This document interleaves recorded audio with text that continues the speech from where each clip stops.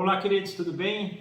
Bem-vindos a mais um momento aí do nosso estudo do livro de Gênesis, momento que nós temos nos debruçado na palavra de Deus, nos permitido aprender um pouco mais daquilo que o Senhor tem a nos ensinar. Na verdade, até como temos orado também, entendemos que isso vem do próprio Deus para nós e nos incentivar e nos dirigir para esses momentos que podemos compreender um pouco mais por meio da Tua Palavra aquilo que Ele tem na história geral, no seu plano principal, né? O plano ao qual nós estamos inseridos e, na verdade, ao qual fazemos uma pequena parte.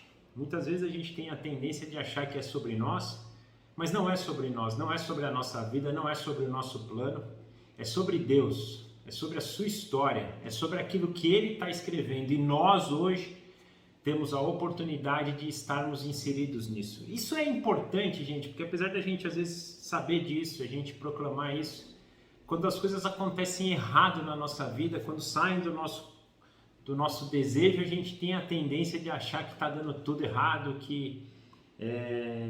a não nos conformarmos com aquilo que acontece, porque infelizmente a gente tem essa tendência de achar que é o nosso plano, é sobre a nossa vida, mas não é. Então, que a gente possa hoje ainda mais se conformar nisso, entender aquilo que está acontecendo, que Deus vem dirigindo a história, para que a gente possa entender o nosso papel e entender o tamanho privilégio que temos hoje de participar desse plano, de participar daquilo que Deus tem feito na história e daquilo que Deus tem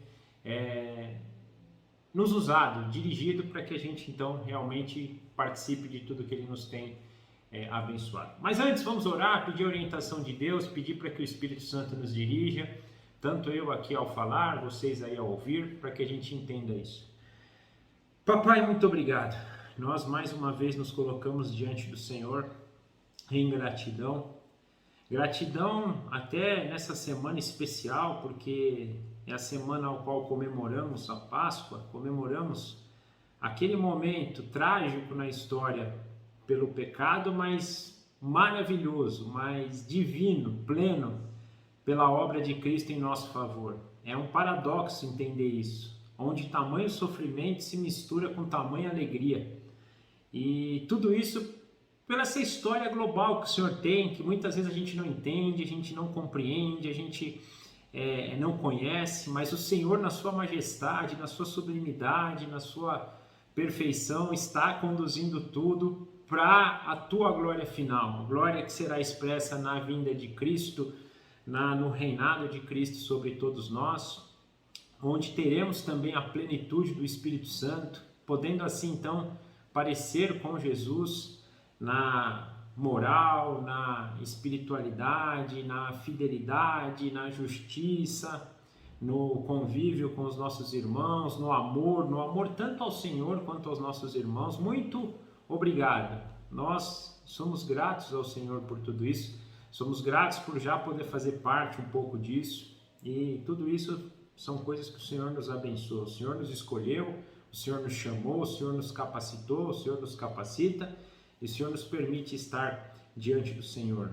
Então, começamos essa oração, esse momento, com esta gratidão no coração, com esta gratidão por toda a obra, gratidão por aquele dia que o Senhor entregou o seu Filho e o nosso Senhor Jesus Cristo na cruz. Aquele dia onde aquele que não conhecia o pecado levou sobre si os nossos pecados. Aquele que era o justo, que era o santo, o perfeito, o eterno, mas ali estava pagando para nós o preço que nós não conseguiríamos pagar. Então, a gratidão agora vai nessa direção. Senhor amado, mestre da nossa vida, nosso noivo, muito obrigado por tamanha obra, por tamanha salvação. E também comemoramos aquilo que é a nossa esperança, que é a ressurreição, porque depois de 3 dias o Senhor venceu a morte. O Senhor não deixou aquele túmulo preenchido, aquele lugar onde foi enterrado. Pelo contrário, depois de 3 dias o Senhor renasceu, o Senhor reviveu, o Senhor ressuscitou. E hoje o Senhor vive, e a nossa esperança reside neste fato, que hoje o Senhor vive, hoje o Senhor já reina à destra do Pai. Ainda um reinado parcial, no sentido, ele é um reinado já global, mas aqui na Terra ainda nós percebemos que o Senhor está esperando que o número dos teus escolhidos sejam completos para que o Senhor venha reinar eternamente, mas que o Senhor já reina, é o famoso já, mas ainda não, e nós confiamos nisso. Mas o mais legal é que o Senhor vive, e hoje nós temos essa esperança e saberemos que quando o Senhor venceu a morte, nós também venceremos no teu sangue, na tua obra e crendo no teu santo nome. Então, muito obrigado. Nessa semana tão especial que nós comemoramos essas duas datas tão especiais, a data que o Senhor se entregou por nós e a data da tua ressurreição. E nós aproveitamos também para pedir agora que nós possamos estudar um pouco mais da tua palavra, conhecer os teus caminhos, que o Senhor fale conosco por meio do teu Espírito e nós possamos sair engrandecidos desse momento. Nós entregamos esse momento nas tuas mãos e agradecemos em nome do nosso Senhor Jesus. Amém. Bem, gente, então hoje nós vamos continuar o nosso estudo de Gênesis, vamos avançar hoje pelo capítulo 21 e, se Deus quiser, também chegar no 22 e entender o que Deus quer falar conosco aqui por esses capítulos. Nós vamos começar numa primeira porção, do versículo 1 ao versículo 7, que nos diz assim: O Senhor foi bondoso com Sara, ele dissera... o Senhor foi bondoso com Sara, como lhe dissera, e fez com ela o que prometera. Sara engravidou e deu um filho a Abraão em sua velhice, na época fixada por Deus em sua promessa. Abraão deu o nome de Isaque ao filho que Sara lhe dera. Quando seu filho Isaque tinha 8 dias de vida, Abraão o circuncidou, conforme Deus lhe havia ordenado. Estava ele com 100 anos de idade, quando nasceu Isaque, seu filho. E Sara disse: Deus me encheu de riso, e todos os que souberam disso rirão comigo.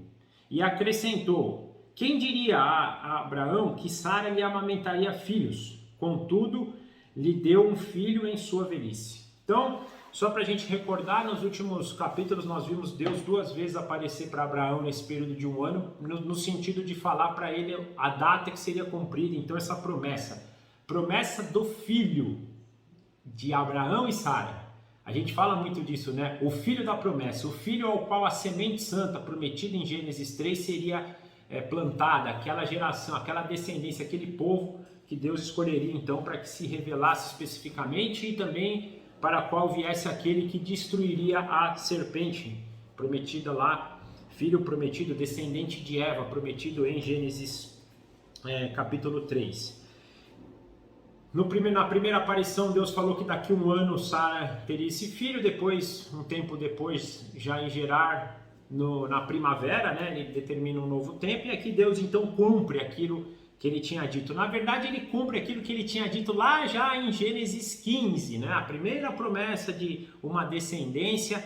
Este aqui era o filho prometido, o filho da promessa. A gente percebe muito aqui, já nessas primeiras passagens, Moisés enfatizar isso, o filho de Sara, o filho que Sara deu. Lembrando que num primeiro momento eles tentaram ajudar Deus, oferecendo a escrava de Sara para que Sara fosse mãe por meio da escrava, e agora Moisés está dando não, esse é o filho que veio da própria Sara. Então percebemos aqui no versículo 1, Deus visitando Sara, que bonito isso, lembrando mais uma vez que Deus é o Deus onisciente, onipresente, onipotente, imanente, mas é um Deus presente também, é o Deus que visita o teu povo, é o Deus que visita os teus escolhidos, e aqui ele visita Sara, e a torna fértil, e torna Abraão fértil. A gente lê em Romanos que tanto Abraão e Sara já eram estéreis, mas Deus os visita e os torna na sua velhice, Abraão com 100 anos, Sara com 90 anos, férteis novamente, e assim Deus cumpre a promessa.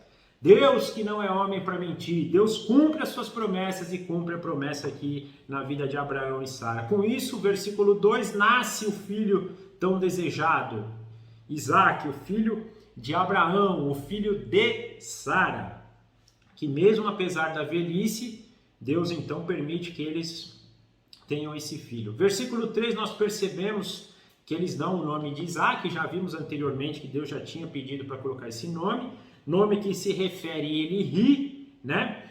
E a gente lembra que tanto Abraão quanto Sara anteriormente tinham rido de Deus, no sentido jocoso, no sentido de falar, não, nós já somos velhos, de descrença, de falta de fé, mas que também agora nós vamos perceber que é um riso que se torna ingratidão. Então nós vemos aqui esse nome, ele ri, né, que é Isaac, ele ri, vai trazer na mente deles isso.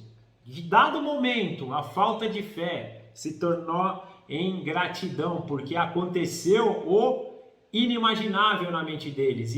Aconteceu um milagre, aconteceu um nascimento extraordinário, que aos olhos do mundo humano, olhos que veem o ordinário, era impossível, mas que para Deus, que age no extraordinário, que age na zona do milagre, foi possível.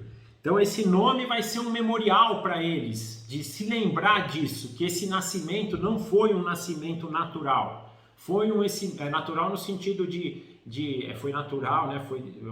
É uma geração entre Abraão e Sara, mas foi extraordinário pela idade avançada deles, por eles já estarem estéreis, e Deus age, então, em favor deles. Eles vão lembrar disso. Para a gente parece frio isso. O nascimento de Isaac talvez não tenha na nossa mente a dimensão que foi para Abraão, Sara e para o próprio Isaac e para aquele povo que estava com eles, porque foi algo extraordinário. E a gente, quando lembrar do nome de Isaac, tem que trazer isso na mente. Não foi um nascimento normal, foi um nascimento com a ação divina, em trazer vida novamente para duas pessoas que já estavam mortas no sentido de terem filhos. E aí Deus cumpre a sua promessa, mostrando, e aí fala aqui também, o tempo. Deus tem o tempo certo, foi no tempo de Deus, não foi no tempo de Abraão, não foi no tempo de Sara, não foi no tempo dos homens, foi no tempo de Deus. Eu comecei falando aqui, nesse momento hoje, que Deus tem um plano muito maior que os nossos planos. Deus tinha um plano muito maior que o plano de Abraão, que o plano de Sara, que o plano de Israel, que o plano da igreja. O plano de Deus é muito maior. E nós hoje, como Abraão, Sara, o povo de Israel, hoje nós, a igreja, hoje nós individualmente estamos inseridos num plano que Deus usa a gente, nós temos o nosso plano, não quer dizer que nós não tenhamos plano e não devamos ter planos, mas o nosso plano está inserido no plano de Deus. E Deus quer que nós entendamos isso, e nós vamos perceber que Ele vai trabalhar a vida de Abraão nesse sentido hoje, que o plano de Abraão é um plano importante, era um plano que fazia parte do plano de Deus, mas é uma parcela pequena de um plano muito maior que está acontecendo desde a eternidade e vai perdurar por toda a eternidade, desde lá da criação até a consumação, onde estaremos eternamente com Deus, e esses planos, os nossos planos, juntando com o plano de Deus, vai dar esse plano muito maior. Abraão é fiel naquilo que tinha prometido com Deus, versículo 4, ele circuncida então seu filho aos 8 dias, o versículo 5 enfatiza para a gente novamente a idade de Abraão. Abraão, quando foi pai, tinha 100 anos, mostrando a extraordinariedade do nascimento de Isaac. Gente, tragam isso em mente, sempre que a gente lê Gênesis, sempre que a gente falar dessa passagem, nós lendo aqui friamente essa passagem, para a gente parece que é algo normal. Tá bom, teve um filho, Deus agiu ali. Não, foi algo muito extraordinário. Eles foram, durante muito tempo, Abraão não, porque ele teve Ismael, mas Sara, por toda a sua vida, tinha sido estéril. Ela nunca conseguiu dar um filho para Abraão, na sua idade normal, na sua idade, mais provável, ela não conseguiu dar, e Deus deixou para que acontecesse isso com Abraão com 100 anos, Sara 90, mostrando que no tempo de Deus a coisa ia acontecer. E olha que Deus já tinha prometido isso para eles lá desde 75, há quase 30 anos aqui. Mas Deus tem o seu tempo, e às vezes a gente tem que esperar o tempo de Deus, até, como nós falamos na semana passada, para não tentar ajudar Deus e fazer algo errado, como eles fizeram, oferecendo Agar, então, para que, por meio de Agar, Sara fosse mãe. Então, nós temos que ter em mente aqui, como essa passagem nos ensina, que Deus tem seu tempo, e Ele fala que Deus, no tempo determinado, no tempo ordenado, conforme Ele tinha ordenado, Ele fez com que as coisas acontecessem. No versículo 6 nós vemos algo maravilhoso, porque Sara agora, daquele primeiro riso lá atrás de incredulidade, se transforma num riso de gratidão. O riso de Sara agora, do versículo 6, é um riso de alegria, é um riso daquela que pôde experimentar do poder de Deus, do milagre na tua vida. E ela agora expressa isso, e o nome então Isaac vai trazer isso, e ela fala, muitos rirão comigo, porque nós hoje, ao lermos sobre Isaac e sabermos dessa história agora, podemos rir com ela, porque é por meio dela que vai vir toda a história da descendência, né, de Isaac, que vai vir toda a história, a nação de Israel, o Messias prometido, aquele que nos salve, e que nós hoje somos herdeiros também. Com Cristo nós somos filhos de Deus, mas filhos de Abraão também, porque somos, da mesma forma que somos adotados por Deus como filhos em Cristo, por Abraão também, somos adotados, somos descendentes de Abraão hoje por meio de Cristo, e hoje rimos, porque fazemos parte desse povo, fazemos parte dessa história, essa é a nossa história, e nós hoje rimos com Sara, do mesmo jeito que ela, em gratidão, riu para Deus e agradeceu aquele milagre, e nós hoje rimos com ela, nos alegramos com ela, nos alegramos, gente. Uma coisa legal aqui, eu vou fugir um pouco do assunto, mas eu quero trazer para a gente isso. Os judeus são nossos irmãos. Hoje eles negam Cristo, infelizmente faz parte da história, Deus já tinha determinado isso, que eles negariam, mas um dia eles vão voltar e vão estar de novo conectados na videira. E nós temos que olhar para ele como os nossos irmãos, orar pelos judeus. Como devemos orar? Na verdade nós devemos orar para todos, né? Mas eu estou falando dos judeus, porque tem em muitos lugares esse movimento antissemitista, até na própria reforma protestante, isso foi muito disseminado. Eu estudei um pouquinho esses dias aí sobre Martinho Lutero. Lutero era totalmente antissemita, e nós não, nós somos também hoje irmãos, os judeus são os nossos irmãos. Eu tenho em mente, assim, tem essa discussão se a igreja é continuidade de Israel ou não, acho que não é um mérito, acho que a gente faz parte da família de Deus, onde os judeus foi o primeiro povo escolhido por Deus, e Deus se revelou para eles. Até o Antigo Testamento, a revelação era específica para os judeus, depois que veio para os gentios. Hoje, infelizmente, os judeus não recebem mais a revelação específica, porque eles negam Cristo. Então eles têm uma revelação específica até dado momento, mas depois do Novo Testamento, que é a verdade, que é a salvação, que é o caminho, eles não têm mais a revelação específica. A revelação é para a igreja hoje. Tem algum remanescente fiel ainda dos judeus que ainda vem, né? Paulo fala sobre isso e a gente vê judeus messiânicos, mas no final eles vão crer de novo em Cristo, eles vão voltar, eles vão entender que Cristo que Jesus é o Cristo, é o Messias prometido. E aí nós vamos fazer parte dessa história. Agora voltando, isso eu fiz esse parênteses para lembrar o seguinte, somos todos participantes disso, devemos rir com Sara, porque isso faz parte da nossa história hoje como descendentes de Abraão por meio de Jesus Cristo. Isso é importante. Os judeus são nossos irmãos, oremos por eles, devemos rir com eles, aqui como Sara profetiza para a gente, para que a alegria deles seja a nossa alegria, e a nossa alegria não será completa se eles também não tiverem alegria. É importante a gente ter isso em mente. Deus quer resgatar os judeus, Deus vem trabalhando na história. Mais uma vez chamo a atenção de vocês, veja o que está acontecendo em Israel, veja o que aconteceu desde 1948, nós vamos ver que Deus está agindo e Deus vai trazê-los novamente, né? E mais uma vez Sara no versículo 7 reforça o quanto foi extraordinária essa ação de Deus na concepção de Isaac. Ela conseguiu, gente, provar do amor e da fidelidade de Deus, ela conheceu por meio da vida de Isaac o amor e a fidelidade de Deus em cumprir, em proteger, em sustentar, em prover para os seus escolhidos, para aqueles que são fiéis e para aqueles que acreditam. Ela provou do amor e da fidelidade de Deus. Acho que isso é maravilhoso. Avançando agora, nós vamos do verso 8 ao verso 14, né?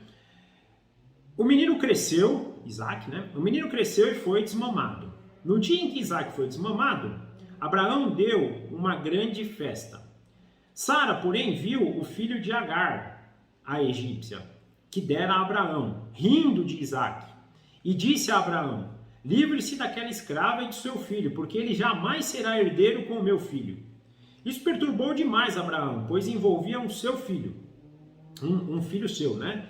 Mas Deus lhe disse: não se perturbe por causa do menino e da escrava. Atenda a tudo que Sara lhe pedir, porque será por meio de Isaque a tua descendência a ser considerada.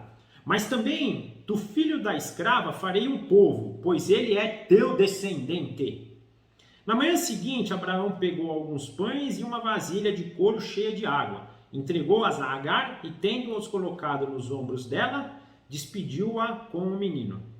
Ela se pôs a caminho e ficou vagando pelo deserto de Beerseba. Até aqui, né? O deserto de Beerseba. Então, nasce Isaque, estão vivendo os dois juntos por um período, mais ou menos aí 2 a 3 anos, que é o tempo de desmame lá da época, né? Então eles estão vivendo todos ali. Só um detalhe importante, isso era mais ou menos, tá, gente, por volta do ano 2060, 2065 antes de Cristo, tá? Só para a gente se localizar na história. Eles estavam aqui ainda na região de Gerar, né? Conforme Abraão tinha ido inicialmente lá no lugar onde ele fez aquela história com Abimeleque, no reino de Abimeleque, né? Então eles estão vivendo ali numa comunidade. Quando o Isaque desmama, por volta de 2 ou 3 anos, tem uma festa, Abraão promove aí então um grande banquete, aí Sara nesse grande banquete percebe Ismael caçoando de Isaque, né? Ismael aqui já devia ter seus 13, 14 anos, já era um jovenzinho, né? Um adolescente. Sara, ao ver isso, se incomoda e intima Abraão, fala: Abraão, vai ter que expulsar Ismael, vai rejeitar Ismael. E aí ela dá aqui uma indicação muito importante, porque ele não vai ser herdeiro junto com Isaque, o filho da herança, o filho da promessa é Isaque. Nós vemos até aqui, depois o Novo Testamento vai trabalhar muito isso, Paulo vai trabalhar muito isso, né? O filho da escrava e o filho da promessa, é um pouquinho nessa direção. Aí versículo 11 a gente vê que Abraão tem dificuldade em tomar essa decisão, aliás era um filho, né? Abraão tinha também por Isaque, por Ismael, o mesmo carinho, né? Ele tem essa dificuldade, mas é importante que aqui a gente vê algo que às vezes ele não fez e falhou, que ele faz bem, ele procura Deus. E Deus maravilhosamente orienta ele e fala para que ele siga a determinação de Sara, mas principalmente Deus conforta. Fala: Abraão, ele é teu descendente, cara. Eu falei dele uma nação. Deus falando para Abraão: fique em paz, companheiro, eu estou contigo, eu estou teu amigo, sou teu amigo e vou cuidar do teu filho. Então Deus consolou Abraão, e no versículo 13 ele fala: eu farei dele uma grande nação. Na verdade, Deus já tinha prometido isso lá atrás, lembra? Na passagem anterior, que quando mais uma vez Abraão desconfia que ele ia ser pai por meio de Sara, ele fala: não, faz Ismael, né, meu herdeiro e tal. Deus fala: não, ele vai ser um pai de muitas nações, fala até dos 12, né, das 12 nações lá, mas já tinha falado para ele: fica tranquilo que Ismael vai ser alguém bem sucedido também. Então aqui ele reforça isso, né? Eu farei dele, eu protegerei ele. Ele fala, e o mais bonito isso, né? Que ele fala: ele é teu descendente. Então Deus olha para o amigo dele e fala: eu vou cuidar da tua descendência. É tão bom a gente saber isso, né, gente? Que Deus cuida da gente, cuida dos nossos, cuida das nossas gerações futuras quando a gente está com Ele. Por isso é um incentivo para a gente estar sempre com Deus, confiar em Deus e seguir aquilo que às vezes Ele determina. Para um pai é muito difícil. Imagina você deixar teu filho embora para um lugar que você nem sabia para onde ele iria. Provavelmente ele com a mãe passariam necessidade, iam correr todo tipo de perigo, mas Deus fala: fique em paz, é difícil, eu sei, mas eu vou cuidar dele. Abraão obedece, segue a orientação de Sara, a orientação de Deus, supre o filho e a sua escrava com alguma comida, roupa, água, né? E os despede então para que eles pudessem ir embora. Imagina o quão difícil isso não foi, né? Para Abraão, mas Abraão obedece. Isso é uma coisa importante. Abraão, acho que eu estou tentando também que a gente pense assim. Abraão, acho que entendia esse plano muito maior de Deus. Abraão sabe: olha, eu tenho um plano, eu tenho um filho, isso aconteceu, mas tem algo muito maior, né? Então aqui é uma primeira indicação, porque ele obedece. E nós vamos ver que isso não é só com Ismael, vai acontecer com Isaque também. Então Abraão tinha esse entendimento, né? E aí nós vamos ler 15 até o 21, que continua, né? Então um pouco dessa história de Agar com Ismael. Então, versículo 15: quando acabou a água da vasilha, ela deixou o menino debaixo do arbusto e foi sentar perto dali, a distância de um tiro de flecha, porque pensou: não posso ver o menino morrer. Sentada ali perto, começou a chorar. Deus ouviu o choro do menino e o anjo de Deus o anjo de Deus do céu chamou Agar e lhe disse: o que lhe aflige, Agar? Não tenha medo. Deus ouviu o menino chorar, lá onde você o deixou. Levante o menino, tome-o pela mão, porque dele farei um grande povo. Então Deus lhe abriu os olhos e ela viu uma fonte. Foi até lá, encheu a água de vasilha e deu de beber ao menino. Deus estava com o menino. Ele cresceu e viveu no deserto e tornou-se flecheiro. E vivia no deserto de Parã. E sua mãe conseguiu-lhe uma mulher da terra do Egito. A terra dela, né? Ela era uma escrava egípcia, né? Então aqui nós percebemos, né? Eles irem para o deserto, estão andando ali errantes, os suprimentos acabam, principalmente ele cita aqui da água, a mulher sente que o filho vai morrer. Aqui é um dado importante, né? Ela também não confiou em Deus, porque lembra que Deus, quando ela fugiu a primeira vez, já tinha dito para ela também que cuidaria dele, ele seria uma grande nação. Ela tinha esquecido das promessas de Deus. Isso é importante, porque a gente esquece demais também, né? A gente está falando dela, a gente já viu Abraão esquecer, Sara esquecer, e a gente esquece, né? É uma coisa assim que a gente precisa estar sempre trazendo em mente as promessas que Deus faz na nossa vida, para que nos momentos de dificuldade como esse aqui, a gente não tenha, né? Não desconfie. E ela esqueceu disso, deixou o filho distante, né? A ponto dela não ver o filho morrer e ficou lá chorando, o filho lá chorando também, e esqueceu de tudo isso, achando que estava tudo perdido. E aí, maravilhosamente, Deus mais uma vez aparece para a escrava, aparece para Agar, o anjo lá do céu fala com ela e cumpre aquilo que tinha prometido para ela lá atrás, cumpre aquilo que tinha prometido para Abraão anteriormente e na passagem que a gente viu agora há pouco, e protege, e sustenta, e salva o menino, e salva Agar. Novamente Deus se envolve na história dela, na história de Ismael, e os preserva, renova aquela promessa de que fez a Abraão, fez para ela que ele seria um pai de povo, de um grande povo, né? Por meio de Ismael sairia um grande povo. Isso, gente, é algo muito importante, porque no versículo 20 isso aconteceu, ele fala, essa palavra aqui é muito forte, Deus estava com o menino, ou seja, ele foi o que foi porque Deus estava com ele, e Deus então aqui, ele está fazendo aquilo que provavelmente ele falou para Abraão agora há pouco, falou: Abraão, pode despedir, eu farei do menino um grande povo, e Deus estava com ele para garantir aquilo. Abraão provavelmente na sua vida pode não ter visto isso, deve ter visto porque ele soube, né? Até quando Ismael veio enterrar ele, já era um grande povo, mas Abraão estava de longe, não conseguia ver, né? E Deus está aqui provando que se eu falo para você alguma coisa, eu vou cumprir. Se eu digo que eu vou proteger, eu estarei com aquela pessoa protegendo. Deus não deixa uma promessa, gente, uma promessa sem ser cumprida. E ele está nos mostrando aqui, Deus cumpriu aquilo que fez com Abraão.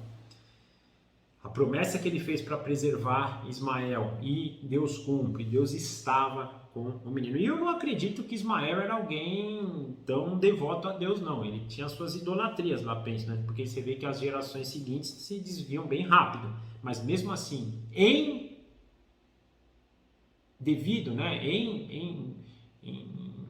devido àquela promessa que ele fez para Abraão, não interessava se Ismael ia ser fiel ou não, se Ismael ia adorar a Deus ou não.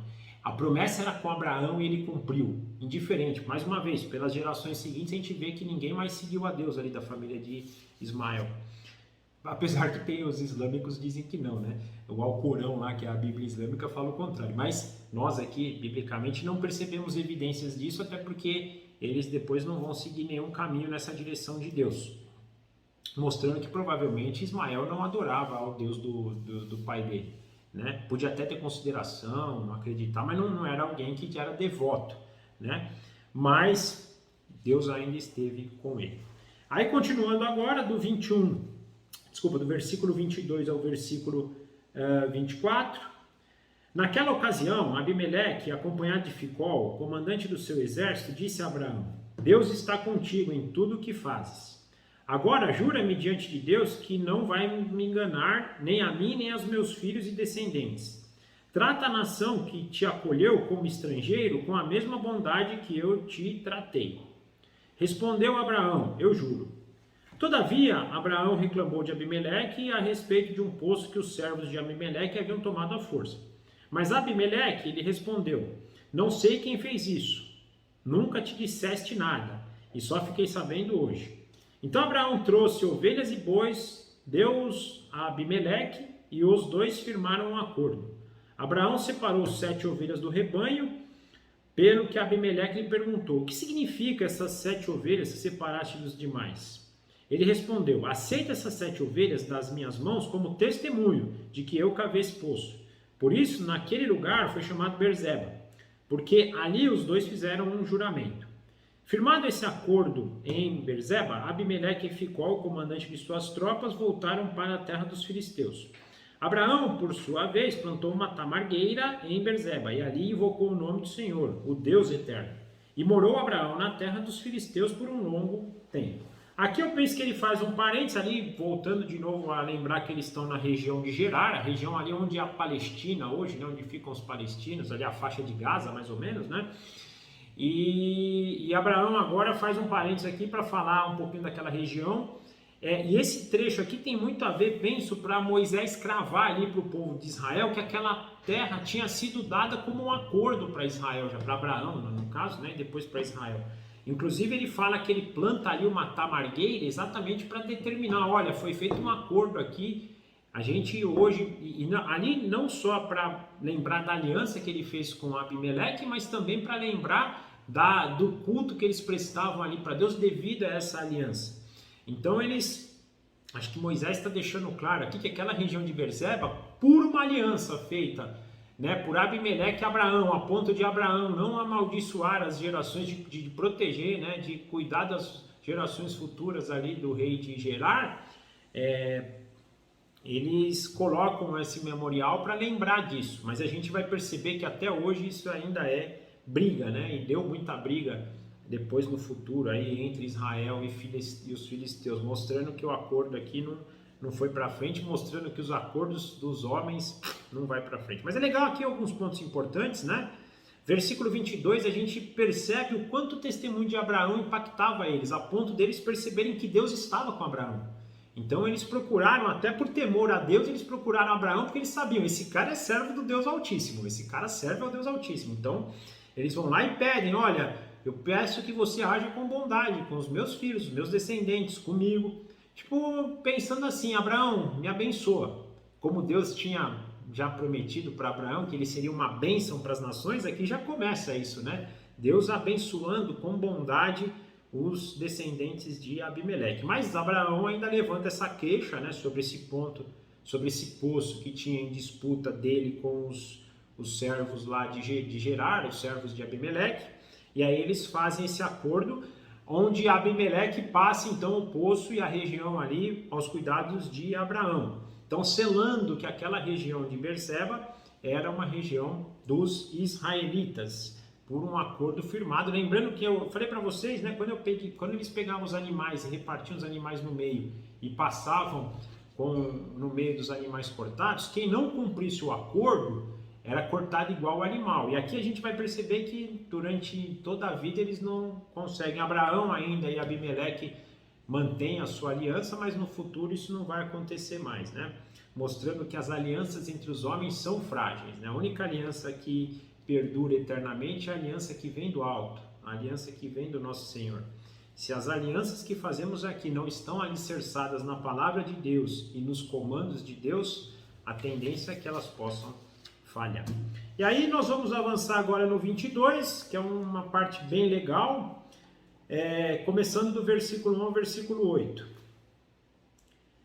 Então, Gênesis 22, capítulo 22, versículo 1 a versículo 8. Passando algum tempo, Deus pôs Abraão à prova, dizendo-lhe: Abraão! Ele respondeu: Eis-me aqui. Então disse Deus: Toma seu filho, seu único filho, Isaque, a quem você ama, e vá para a região de Moriá. Sacrifique-o ali como holocausto, num dos montes que lhe indicarei. Na manhã seguinte, Abraão levantou-se e preparou o seu jumento. Levou consigo 2 dos seus servos e Isaque, seu filho. Depois de cortar lenha para o holocausto, partiu em direção ao lugar que Deus lhe havia indicado. No terceiro dia de viagem, Abraão olhou e viu o lugar de longe.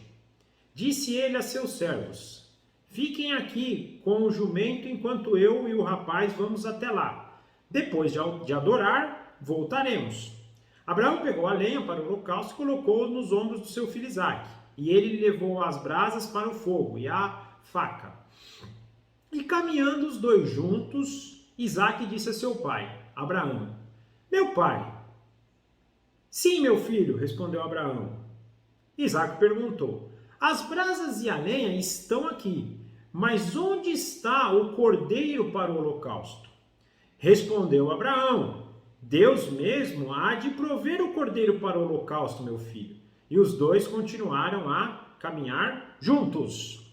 Gente, aqui é tão maravilhoso Deus que ele fez de uma forma para que o nosso livro de Gênesis chegasse nessa passagem hoje na semana da Páscoa. Se tem a maior representação da Páscoa de Cristo, é essa passagem no Antigo Testamento. Isso aqui é a indicação de Deus para Abraão. Eu vou te mandar o meu filho, eu vou proverá. Que lindo, a gente chegou na semana que Deus dá para a gente comemorar a vinda do filho dele para prover a nossa salvação. A gente chega nessa passagem que Deus está indicando isso para Abraão.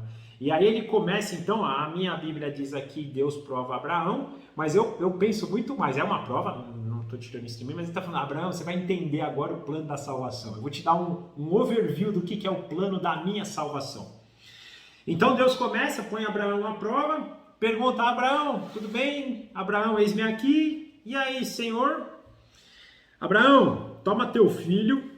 E Deus reforça, teu único filho, o filho que você ama. E você vai sacrificar em holocausto no lugar que eu te indicarei, no monte que eu te indicarei.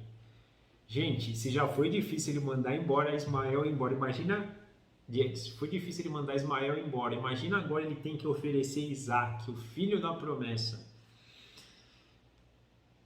em holocausto, obedecendo a ordem de Deus. Mas versículo 3, obedientemente, aqui a gente não vê nenhuma menção, né?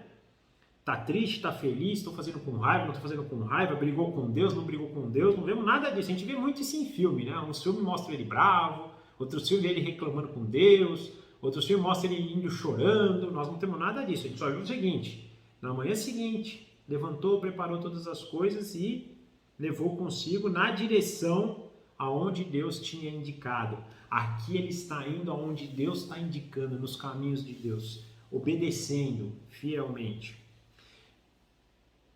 Versículo 4, depois do terceiro dia, então, eles chegam no lugar indicado por Deus. A partir dali, versículo 5, só Abraão e Isaque seguem juntos, os dois servos e os jumentos ficam ali, e eles levam todos os elementos lá para fazer o holocausto, exceto o cordeiro. Mas aqui tem um dado interessante, porque ele fala para os dois servos, fiquem aqui que eu e o menino vamos lá adorar, e depois que nós adorarmos, nós voltaremos. Esse voltaremos, e até em terceira pessoa, ele é interessante pelo seguinte, de duas uma, ou Abraão está mentindo, porque ele sabe, eu vou sacrificar meu filho não vai voltar, só eu vou voltar, né? Então, ou ele está mentindo para os caras, espera aí que nós já vamos voltar, mas na verdade ele sabia que nem vamos voltar, porque eu não acho uma possibilidade, ou a segunda, que ele tinha uma confiança tão grande de Deus, ele já sabia que Isaque era o filho da promessa, ele já sabia que por meio de Isaque ele teria uma grande descendência, ele foi confiante, eu vou entregar, eu vou obedecer. Sobre a palavra de Deus eu vou entregar o meu sacrifício, porque eu sei que Deus me prometeu a minha descendência por meio de Isaac, é por meio dele que vai ser dele. Então, ou foi mentira ou foi muito confiança e Deus já creu. Aí a gente entra na discussão, mas creu que Isaac ia ressuscitar, né? Nós não sabemos, mas ele cria que por meio. Então, eu fico mais com essa segunda opção, que nós vamos voltar. Fica tranquilo, nós vamos, não sei como, nós vamos voltar, né? Eles pegam os apetrechos então, né, para levar. Isaac leva a lenha, ele leva o fogo, a faca, e aí, quando eles estão caminhando, Isaac faz a fatídica pergunta, versículo 7, papai, tô vendo isso, tô vendo aquilo, mas e o cordeiro? E Abraão maravilhosamente responde, versículo 8, Deus proverá, meu filho. Por isso que eu digo, a confiança dele era essa. Ele saiu, eu não sei, a cabeça dele devia estar me colocando ali, não é bíblico, tá, gente? Eu estou falando aqui o que eu penso. Eu imagino o seguinte, devia estar passando um turbilhão, devia estar uma loucura a cabeça dele, uma loucura, loucura, loucura. Mas Deus proverá. Eu não sei como, não sei se é ressurreição, não sei o que ele vai fazer, mas ele proverá. E essa resposta, essa é verdadeira. Ele fala, fique em paz, Deus proverá. Então, de novo, ele podia estar totalmente atribulado no sentido, como é que vai ser, o que vai acontecer, mas eu acho que ele tinha confiança e paz. E a gente vai ver que isso foi imputado como fé para Abraão. A gente crê naquilo que a gente não sabe, mas que a gente ouve. Então Deus falou para ele, você vai ser pai de uma descendência tão maior que as areias lá, se puder contar as areias do mar, as estrelas do céu, você vai ser, e é por meio de Isaac, tá? Mas então você está pedindo para eu matar Isaac? Pois é, vai matar ele em holocausto, vai fazer o holocausto de Jerusalém. Então, mas fique em paz, crê, tenha fé. Abraão creu, eu não sei como Deus vai fazer, eu não sei como é que a minha descendência vai acontecer por meio de Isaac. Isaac, só lembrando aqui, devia ter mais ou menos seus 13, 14, adolescente, vai, ou até uns falam um pouco já na casa dos 20, mas era um adolescente já, tá?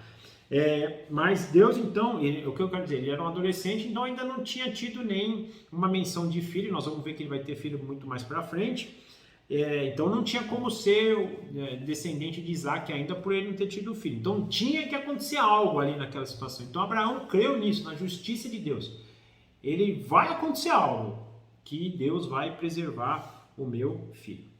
Avançando do 9 ao 14, né? Quando chegaram ao lugar que Deus havia indicado, Abraão construiu um altar e sobre ele arrumou a lenha. Amarrou seu filho Isaque e o colocou sobre o altar em cima da lenha. Então estendeu a mão e pegou a faca para sacrificar seu filho. Mas o anjo do Senhor o chamou do céu e disse, Abraão, Abraão! Aí ele respondeu, eis-me aqui. Não toque no rapaz, disse o anjo, não lhe faça nada. Agora sei que você teme a Deus, porque não me negou o seu filho, o seu único filho. Abraão ergueu os olhos e viu um carneiro preso pelo chifre no arbusto.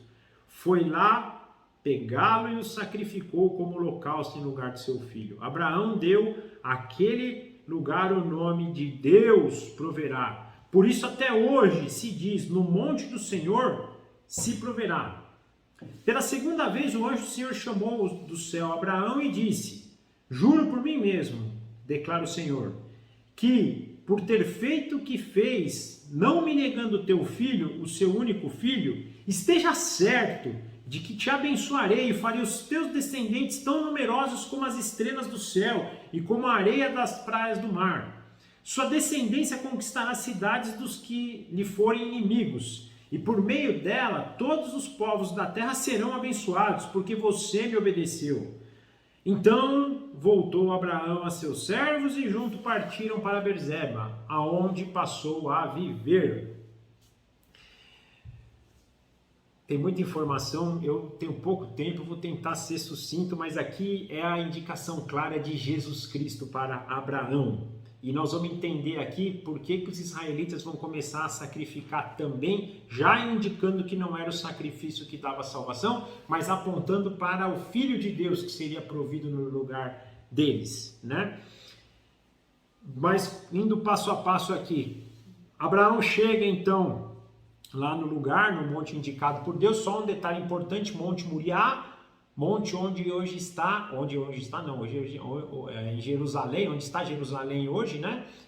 onde tem o Domo da Rocha, lá aquela edificação dos islâmicos, mas onde foi construído o templo de Salomão, e aonde Deus proveu o teu filho em nosso favor.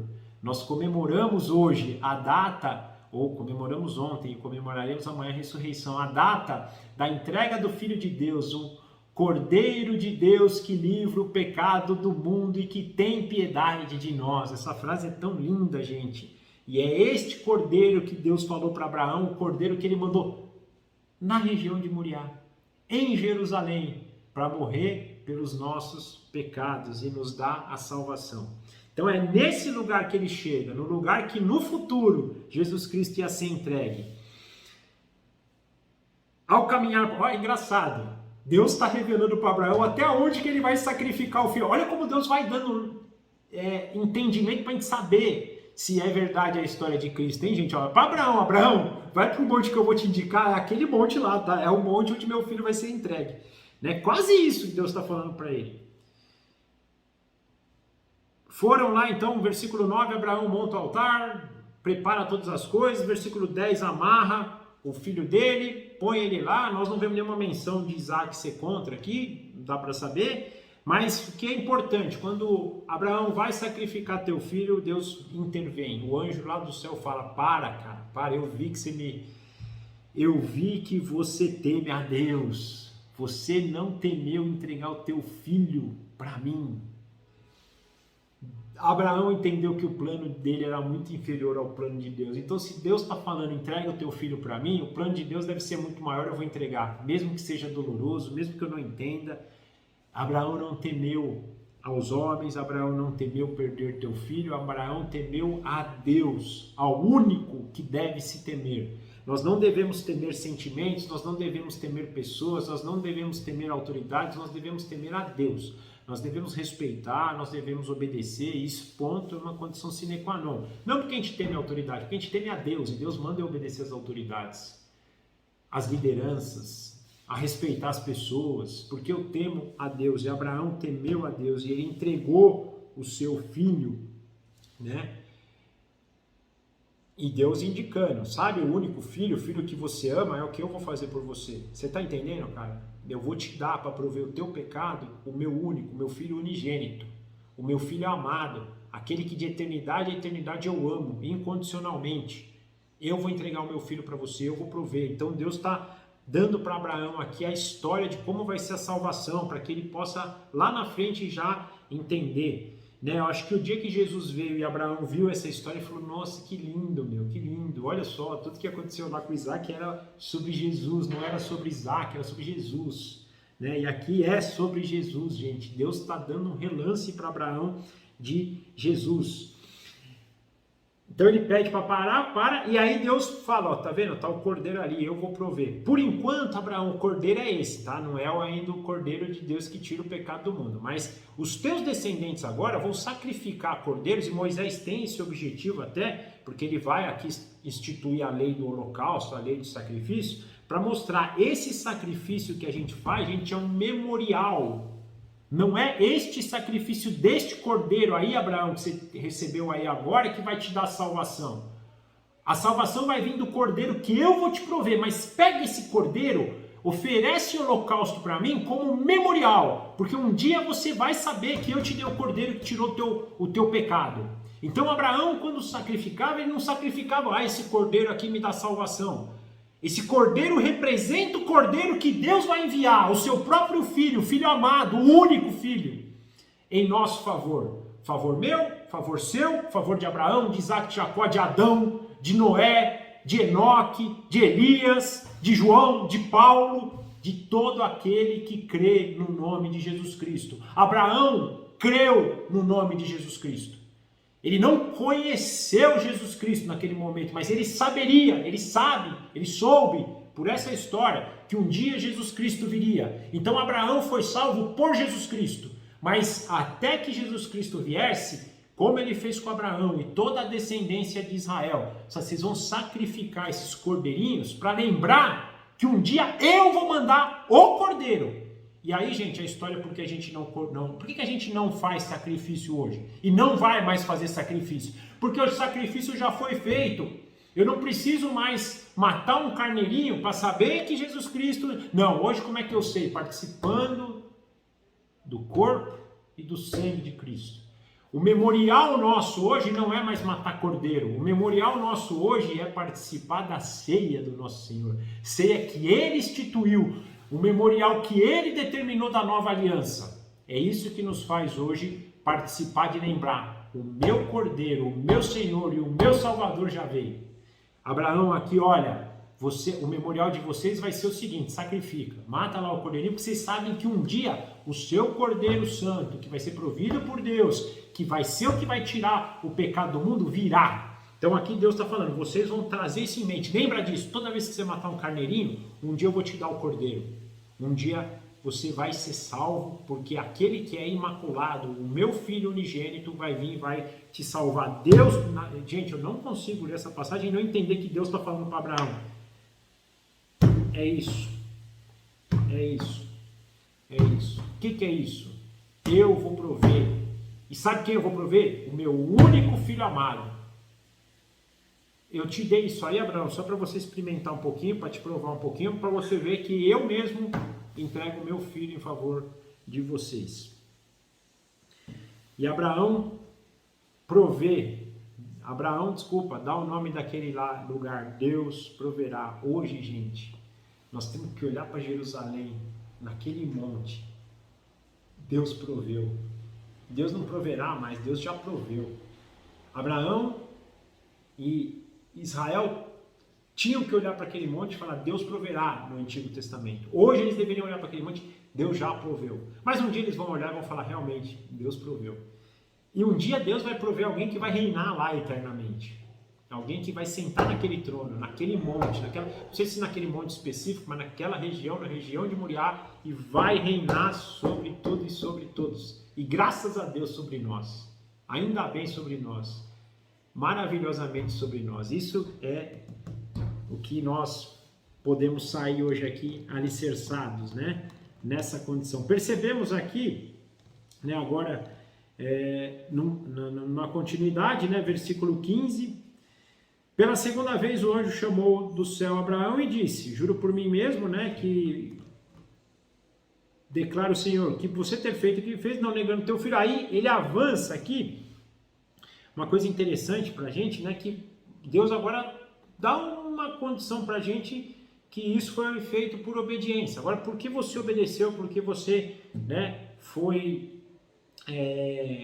obediente, você obedeceu a minha ordem, as suas gerações você vai ser uma bênção, ele renova aquilo que ele disse lá, né? Você vai ter uma terra, eu vou te dar a terra, eu vou te dar uma descendência, você vai ser uma bênção para as nações, né? E aqui, se a gente for pensar friamente, a gente vai ver que pode ter, se a gente não meditar direito, a gente vai ver que pode ter uma incoerência. Por quê?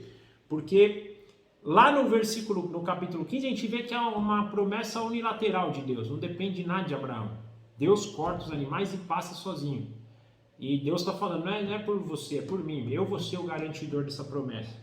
E aqui a gente vê, porque você obedeceu, Abraão, então a sua descendência, né? Eu vou te dar uma grande descendência, vocês abençoarão toda a terra, você vai ter uma terra. Aí só, então foi pela obediência de Abraão? Não, gente. Apesar de ele estar falando aqui da obediência de Abraão, quem que deu a obediência para Abraão? Esse é o princípio da fé. Ah, não, Abraão creu, então ele foi imputado como justiça porque ele creu. Sim, é verdade, isso está escrito em Romanos, é verdade. Mas ele creu por quê? Porque foi uma aliança pelo próprio Deus. Quem capacitou Abraão para crer? Quem capacitou Abraão para ser obediente? O próprio Deus. Então, se Abraão está conseguindo cumprir isso daqui, é porque o próprio Deus deu. E Deus, quando passa sozinho lá, ele está dizendo o seguinte, o fato de você ser obediente, que vai também te garantir isso, vem de mim. Então eu estou te garantindo que você vai ser obediente. Não porque é você, porque se fosse você, você não seria. Não há um justo sequer, né? É o mesmo paradoxo que nós temos em Romanos, né? Abraão creu pela fé, mas não há um justo sequer. Como é que pode acontecer isso? Né? Então, a fé que nós precisamos ter hoje para viver vem de Deus. E nós temos que ser gratos por isso. Fé em quê? No Filho unigênito que Deus entregou por nós, em nosso favor, na cruz, para que pudéssemos ter vida. Então, Abraão obedeceu e por isso ele pôde ser abençoado com tudo isso, mas essa obediência também vinha de Deus, porque esse pacto era um pacto unilateral. Não dependia de nada de Abraão. Não tinha, em outras palavras, não tinha chance aqui de Abraão desobedecer. Por quê? Porque era um pacto que tinha feito já anteriormente, onde o próprio Deus foi o garantidor disso tudo. Então Abraão ia obedecer, porque isso não vinha de Abraão, isso vinha do próprio Deus. É o mesmo caso nosso, né? Nós hoje somos salvos pela fé. Isso não vem de nós. Isso é um dom de Deus para nós. Então isso, eu tenho isso muito forte e bem interessante. E aí, por fim, do versículo 20 ao 24, nós vemos aqui ele falar um pouquinho dos descendentes de Naor, né? Passado algum tempo, versículo 20, passado algum tempo disseram a Abraão que Milca dera filhos a seu irmão Naor, Uz, o mais velho, Buz, seu irmão, Quemuel, pai de Arã, Quezede, Azo, Pildas, Gidlafé e Betuel, pai de Rebeca. Esses foram os 8 filhos que Milca deu a Naor, irmão de Abraão. E sua concubina, chamada Reumá, teve os seguintes filhos: Tebá, Gã, Taz e Macaã. Aí aqui ele dá uma mudada um pouco na história, já preparando a entrada aqui da história de Isaac, né? Nós vamos perceber que, principalmente por Rebeca, a esposa de Isaac, então ele já está dando aqui uma introdução dos descendentes e da onde vai vir aqui a esposa de Isaac. Mas eu queria terminar, gente, com a gente nisso hoje, né? Lembrando que a gente está comemorando essa data tão especial para a gente, né? Da entrega e da ressurreição de Cristo por nós. E essa passagem tem tudo a ver com isso. É tudo sobre o plano de Deus, plano ao qual Ele nos inseriu e hoje nos salva por meio do Seu Filho, o Cordeiro de Deus que tira o pecado do mundo. O Cordeiro que foi entregue, Cordeiro imaculado, justo, santo, perfeito, que não conheceu o pecado, mas que levou sobre si os nossos pecados. Na verdade, não é que ele conheceu assim por ele, né? Ele conheceu por levar sobre si os nossos pecados ao carregá-los na cruz para que a gente tivesse a salvação. E nós percebemos que isso já vem desde o Antigo Testamento. Lembrem-se, nenhum ser humano recebeu de Deus salvação por sacrifícios, por holocaustos, por prestar cultos, por seguir a Deus de forma aleatória. Todos, desde Adão até o último homem, serão salvos por meio de Jesus Cristo. E aqueles que creram na provisão de Deus no Antigo Testamento é que encontrarão a justiça e a salvação de Deus. Ah, mas eu sacrifiquei a vida inteira. A vida inteira nós entregamos os nossos novilhinhos. Ok, se você entregou um novilhinho por entregar, você só matou um animal. Agora, se quando você entregou aquele novilho, você tinha em mente que Deus, aquilo era um memorial para o Cordeiro de Deus que tiraria o pecado do mundo, encontrou a salvação. Da mesma forma nós hoje, a gente pode às vezes estar participando da Santa Ceia sem qualquer entendimento, tomando um pouquinho de suco de uva e comendo um pouquinho de pão, sem entender que aquilo representa o Cordeiro que foi entregue em nosso lugar, o Cordeiro que tirou o pecado do mundo. É um memorial também, nós fazemos esse memorial olhando para trás, porque Jesus já veio. Os israelitas faziam esse memorial olhando para frente, para o Cristo que viria. Então, essa cena de hoje, Moisés está dando a indicação para preparar o povo de Israel. Nós vamos sacrificar cordeiros, nós vamos ter holocaustos, mas esses holocaustos têm a ver com aquilo com que Deus vai fazer, apontando para aquele cordeiro justo, santo, imaculado que Deus enviará. Então não é que esse cordeirinho está levando, ele tem a representação de levar os nossos pecados embora, mas quem vai eternamente tirar o pecado de toda a raça humana é Jesus Cristo. Então que a gente possa sair hoje com esse coração grato e entender o tamanho da obra de Cristo, o tamanho daquilo que Cristo fez em nosso favor. Amém?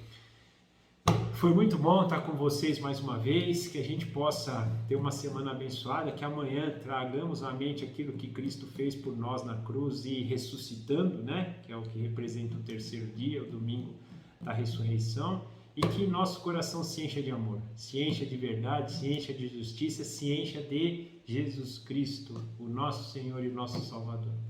Tenha uma semana abençoada e que a gente se vê a semana que vem. Amém? Eu vou orar então, finalizando esse momento. Papai, amado Senhor Jesus, querido amigo Espírito Santo, nosso orientador, nosso consolador, nosso Deus, faltam palavras às vezes da gente, na verdade falta entendimento, falta tanta coisa para a gente entender a verdade, e o Senhor tão majestosamente ainda tem paciência. O Senhor longanimamente nos tolera, nos ama, né? Não é nem tolerar, o Senhor nos ama, de tal maneira que o Senhor faz tudo o que faz, e a gente mesmo, com tamanha mediocridade, não entendendo o que nós devemos fazer, e o Senhor está aqui conosco. Muito obrigado por aquele dia na cruz, o Senhor ter levado os nossos pecados, muito obrigado por depois ter vencido a morte, estar ressurreto hoje, reinando sobre nós. Muito obrigado por toda a história, muito obrigado por todo o teu plano, muito obrigado por tudo, muito obrigado. Encha os nossos corações de gratidão, encha os nossos corações de esperança, de verdade, que nós possamos crer nas tuas promessas, que nós possamos seguir os teus caminhos e que nós possamos glorificar o teu nome. Toma a nossa vida nas nossas mãos, para que nós possamos ser fiéis ao Senhor. Faz conosco o que o Senhor fez com Abraão, faz conosco o que o Senhor fez com outros homens na história, nos conduzindo em verdade, em santidade, em justiça, em amor, em gratidão. Consagramos a nossa vida ao Senhor, consagramos a nossa semana ao Senhor, consagramos a nossa comemoração amanhã, para a glória do teu santo nome. Nós declaramos o nosso amor, nós te amamos, papai.